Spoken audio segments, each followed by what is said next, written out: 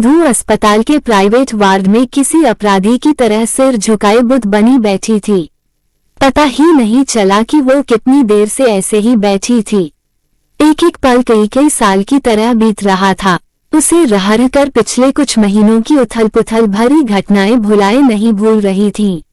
मधु की नौकरी जब शहर की एक बड़ी कंपनी में लगी थी तो घर में खुशी का माहौल था, लेकिन साथ ही मम्मी पापा को यह चिंता भी थी कि अपने शहर से दूर उस अनजान बड़े शहर में बेटी को कैसे भेजें।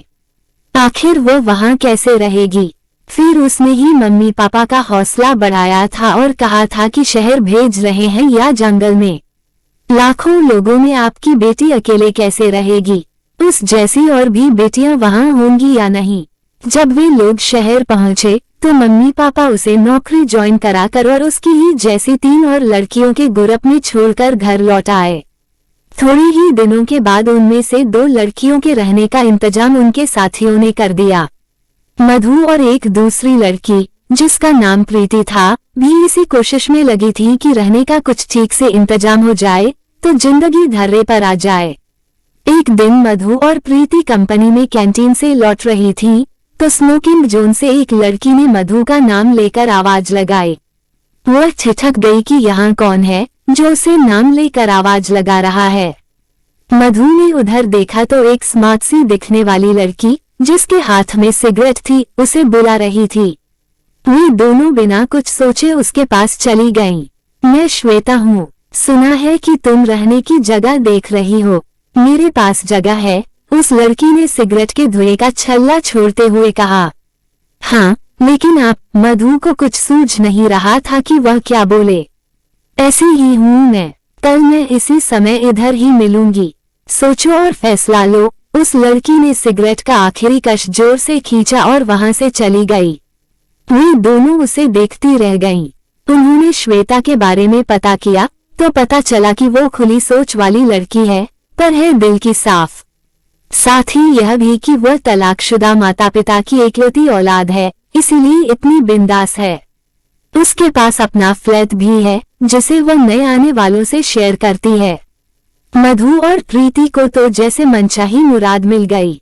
उन्होंने फ्लैट देखा और पसंद आने पर उसके साथ रहने लगी। एक दिन श्वेता की तबीयत ठीक नहीं थी, इसलिए वह उस दिन दफ्तर नहीं गई। जब शाम को मधु और प्रीति घर लौटी तो उन्होंने श्वेता के साथ एक लड़के को बैठे देखा।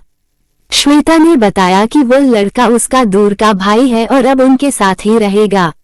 ये सुनकर मधु और प्रीति उस पर काफी नाराज हुई, लेकिन श्वेता इस बात पर अड़ी रही कि वह उसके साथ ही रहेगा।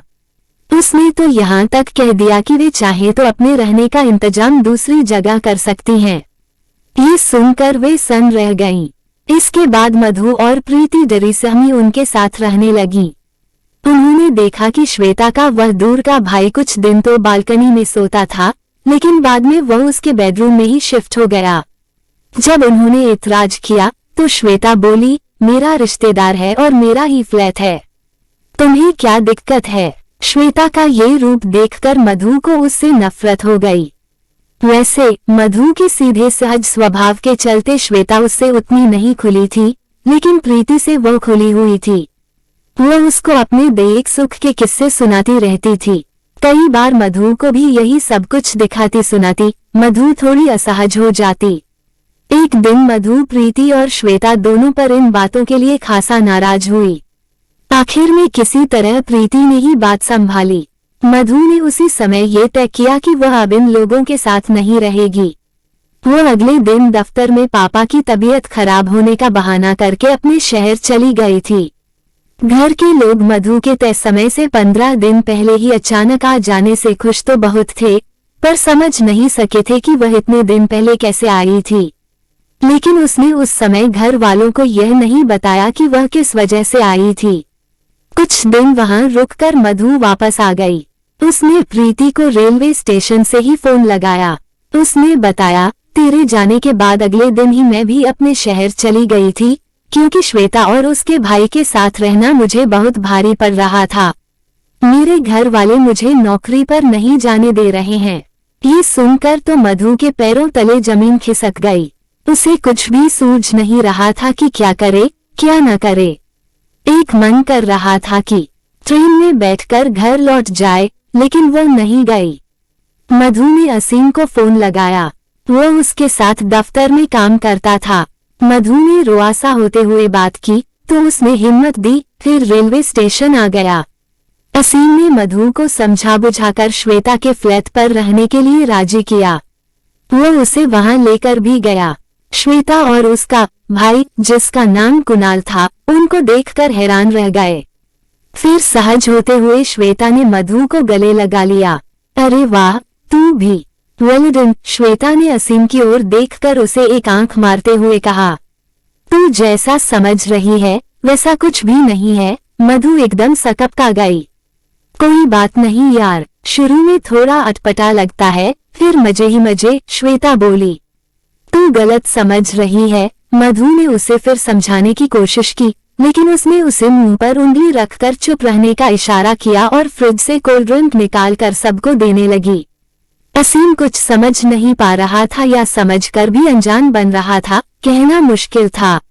फिर बातों ही बातों में श्वेता ने अपने और कुणाल के बारे में सब कुछ बेबाकी से बताया। मधु की उम्मीद के उलट कुणाल ने उन सबको बड़ी सहजता से लिया। जब असीम वापस जाने लगा तो उसने कहा कि वह मधु के रहने का दूसरा इंतजाम करेगा और यह भी कि तब तक वह बार बार आता रहेगा। मधु किसी तरह मन मारकर वहीं रहने लगी। हमारी कोई शादी नहीं हुई तो क्या फर्क पड़ता है, देखेंगे, जब जरूरत लगेगी तब कर लेंगे। ऐसे रहने में क्या बुराई है, श्वेता अक्सर मधु से बातें करते हुए कहती थी। मधु को कई बार यह भी लगता था कि वह सच ही तो कह रही है। एक दिन मधु शाम को दफ्तर से घर लौटी तो पाया कि श्वेता और कुणाल ब्लू फिल्म देख रहे थे। मधु को लगा जैसे वह उन दोनों का बेडरूम ही हो। उनके कपड़े यहाँ वहाँ बिखरे पड़े थे। शराब की बोतल मेज पर खुली रखी थी। वे दोनों उस फिल्म में पूरी तरह डूबे हुए थे। अजीब सी आवाजों ने मधु को असहज कर दिया था। वह जल्दी से अपने कमरे की ओर बढ़ी तो श्वेता ने उससे कहा, हमारे साथ बैठो और जिंदगी का मजा लो। मधु ने उसे अनसुना करके खुद को कमरे में बंद कर लिया। फिर यह सिलसिला चलने लगा। असीम भी अक्सर वहीं आ जाता था। मधु आखिर कब तक अपने को बचा पाती। उस पर भी उस माहौल का असर होने लगा था। अब वह भी यह सब देखने सुनने में मजा लेने लगी थी। एक शनिवार को असीम ने कहीं पिकनिक पर जाने का प्रोग्राम बनाया तो मधु मना नहीं कर सकी। वह सारा दिन मजे और मस्ती में बीत गया। रात होते होते बादल घिरने लगे। थोड़ी ही देर में तेज बारिश होने लगी और वे अपने शहर की ओर चल दिए।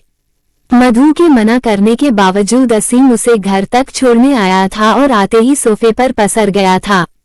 थोड़ी ही देर में उसे गहरी नींद आ गई थी। मधु ने असीम को थोड़ी देर सोने दिया, फिर उसे जगाकर वहां से जाने को कहा। इतने में टेलीविजन पर उनके फ्लैट के पास वाले मॉल में बम धमाका होने की खबर आई। पुलिस हरकत में आती तब तक वहां दंगा शुरू हो गया था। श्वेता और कुणाल खुश हो रहे थे कि दंगा होने से कंपनी से छुट्टी मिलेगी और वे मजे करेंगे। असीम वहां से न जा पाने के चलते बेचैन था और मधु उससे भी ज्यादा परेशान थी कि आखिर रात को वह कहाँ रुकेगा। असीम ने जाने की कोशिश की और मधु ने उसे भेजने की, पर पुलिस ने शहर के हालात का हवाला देकर उसकी एक नहीं सुनी। उसे वहीं रुकना पड़ा। मधु न जाने क्यों मन ही मन डर रही थी। श्वेता और कुणाल सोने चले गए थे। मधु ने असीम को चादर तकिया देकर सोफे पर सोने को कहा, फिर वह भी सोने चली गई। अचानक मधु की नींद खुली तो देखा कि असीम उसके जिस्म से खेल रहा था। वह चीख पड़ी और जोर से चिल्लाए। असीम ने उसे चुप रहने को कहा और उससे जबरदस्ती करने लगा। मधु किसी कातर चिड़िया की तरह तड़पती ही रह गई और असीम एक कामयाब शिकारी जैसा लग रहा था। मधु चिल्लाते हुए ड्राइंग रूम में और उसके बाद उसने श्वेता के बेडरूम का दरवाजा जोर से बजाया। श्वेता और कुणाल तकरीबन अधनंगे से बाहर आए। वह उन्हें देखकर असहज हो गई और सब कुछ बताया। तुम जरा सी बात के लिए इतना चीख रही हो, श्वेता बोली। फिर उसने कुणाल के कंधे पर सिर रखा और बोली, चलो अपना अधूरा काम पूरा करते हैं। वे दोनों अपने बेडरूम में चले गए। मधु नीचे फर्श पर बैठी रो रही थी। वहां कोई नहीं था, जिस पर वह भरोसा करती और जो उसे दिलासा देता। फिर वह अपने आप को किसी तरह संभालने की कोशिश कर रही थी कि उसने अपने माथे पर किसी का हाथ महसूस